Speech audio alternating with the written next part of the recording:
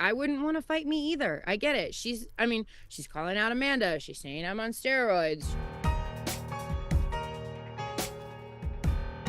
What's up, everyone? Shakiel Mahjouri here for CBS Sports, and you know who this is. She is the UFC's number 3 ranked women's bantamweight contender, fighting Ketlen Vieira at UFC 307 on Saturday. The last time I saw her, she told me my arms were small, and I'm still emotionally recovering.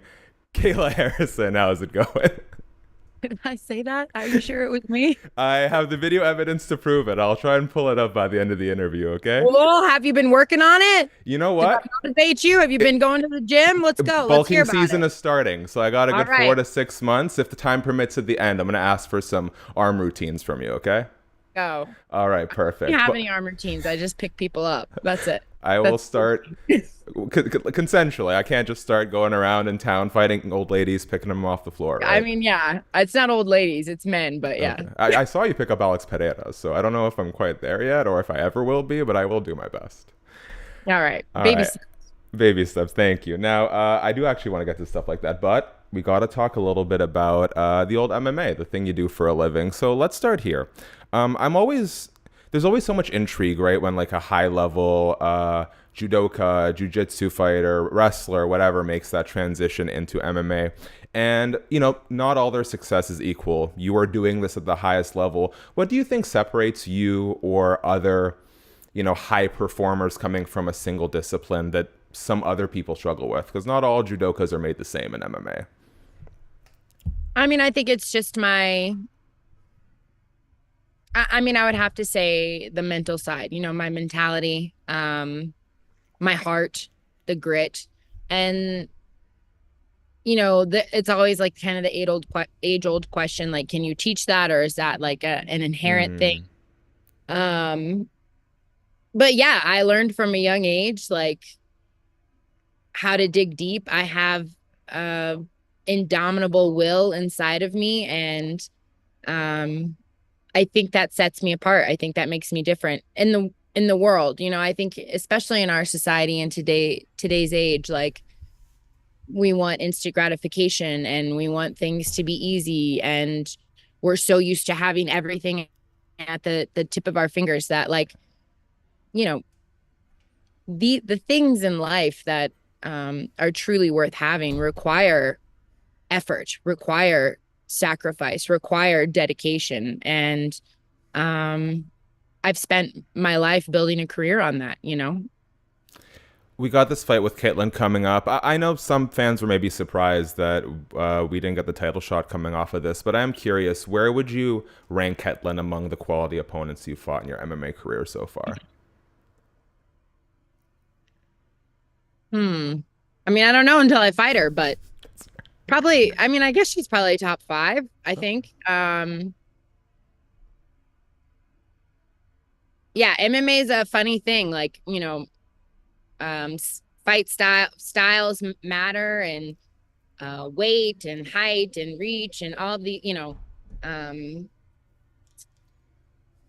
yeah, all these things matters. But I think that I'm peaking. I think that I'm the best in the world, and I think that it doesn't really matter who steps in the cage with me on Saturday night. Um, I believe in myself. I believe in my preparation. I believe in my team, and I know that I'm prepared for everything. I saw an interview you did with MMA Fighting, and you expressed, you know, I wouldn't say like concern, but just the idea that it lingers that, you know, with, for example, Julianna Pena, not the most active fighter, you can only control what you can control. Ideally, what's the sort of timetable you would like for that title fight if all goes smooth, no serious injuries? Yeah, you know, one step at a time. I have to go out there on Saturday night and instill my will and put on a show, and um yeah, one step at a time. But I would, you know, I'm ready to be UFC champion. I'm ready. You know, this is the dream. This is the goal. This is why I came over. So hopefully early next year. Okay, perfect. Yeah, just, you know, general activity, keep it Yeah. going. I Yeah. mean, I would like to fight at least once every 6 months. I think that's a good stretch to go, especially at the championship level. I feel like you don't see Yeah. people. Alex Pereira is kind of a madman, turning up, you know, Yeah. taking fights at every turn. Not that you're not. Hey, I I mean, heard he's you're also willing to. like he's 37. I think he knows, like, let's do it. Let's get in, get off, get out. Um, and yeah, I don't know how his weight cut is, but I'm like, yo, I don't know if I can, I don't know if I can make 135 pounds more than once every 6 months. Hey, you might have to do it twice in one night though, so at least you're already there, Yeah. and we'll see what Yeah. happens. What conversation? I know that you said you're willing to take up that backup fight if someone falls out. If you got to beat Ketlen and then turn around, 2, 3 fights later and do it, so be it. What conversations have you and your management had with the UFC of that even being a possibility? Like, is it on your radar at all that you are the backup fighter? From what I understand, yeah. Great, Like if someone gets hurt or something happens, you know, perfect. I'm the backup fighter. We know. I've seen lately, especially Mike Bond from MMA Junkie is trying to get these bonuses bumped up for the fighters I from Uncle know. Dana. I want I to just know. Sorry.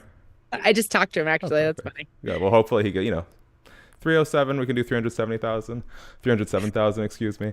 I want to know though, how much money did the Tooth Fairy bless your son with after he dropped his first tooth the other week? Yes, this is big. This Yeah. is breaking news. So for some reason, the tooth fairy at our house, she usually does how old you are and one extra dollar for good luck. So he got $6. Honestly, I mean, I would kill to have $6 at age Now he was 5. pretty Yeah. jacked up about it. He was like, he's showing everybody, and then he like lost it for 24 hours, and I was like, okay, well, now I need to teach you the value of a dollar. Okay. Well, so on the matter of losing things, and you can be honest with me, is it weird that there's a box sitting in my closet over there that has all of my baby teeth in it? Yes, Yeah. that's borderline creepy. I mean, but Shout out to mom. It's not my fault. I keep my kids too. I don't know, like they're literally in my sock drawer, and I'm like next to my Olympic gold medals, and I'm like, why do I just have these teeth? Like, are they gonna want them someday, or what am I gonna do? Like, look, pull it out of the drawer and look at the teeth and remember? Like, Okay, so it's a mom thing. it's 100% a mom thing. Okay. I have all their teeth. Okay, perfect. I'm glad my mom's not alone in this. Back on the UFC stuff as we round out these final couple of minutes here. Why I know that you trusted the UFC has a plan, but if you had to guess, like, why do you think it is that you're in this fight and not the title fight? I think probably like Dana promised Julianna the a title fight, and he's a man of his word, and so she's fighting for a title. I think it's probably that cut and dry. I'm new, it's not like this was a plan for a year or 2 years, or like, oh, Kayla's gonna like this. What it it materialized. I saw an opportunity and I took it. So yeah, I'm sure that that was a plan for her to come back and fight for the title, and um, I'm just here to fuck everything up for everyone. And I like talking to you because there's like so much self-confidence that comes through without necessarily. I feel like the difference between like you and Juliana, at least when I speak to you, is like there's no shortage of self-confidence in either direction, but yours is a lot more focused inwards. I will try and grab a Thank clickbait you. headline out of you here though.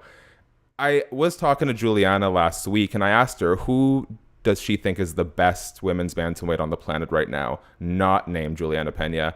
And she said Amanda Nunes, which you can certainly make the argument for, but the former champ has retired. Why do you think it is that we keep hearing Pena push for an Amanda Nunes fight and not? Because Raquel Pennington, on the flip side, told me that she thinks you're actually a bigger fight for her legacy than Juliana is. Of course I am. Um,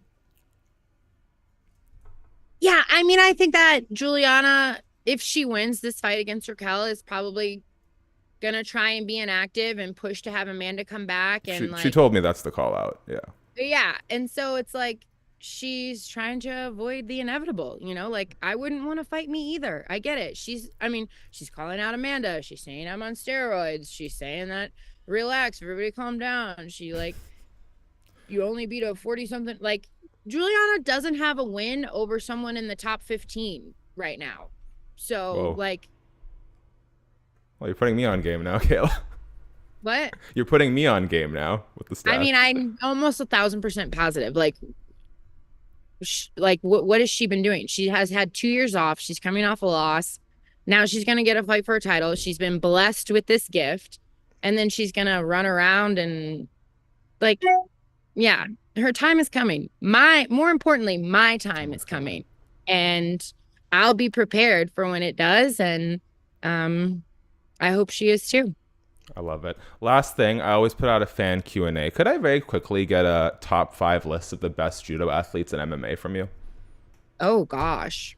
Or top 3, whatever. You don't have to. No hard, fast rules here.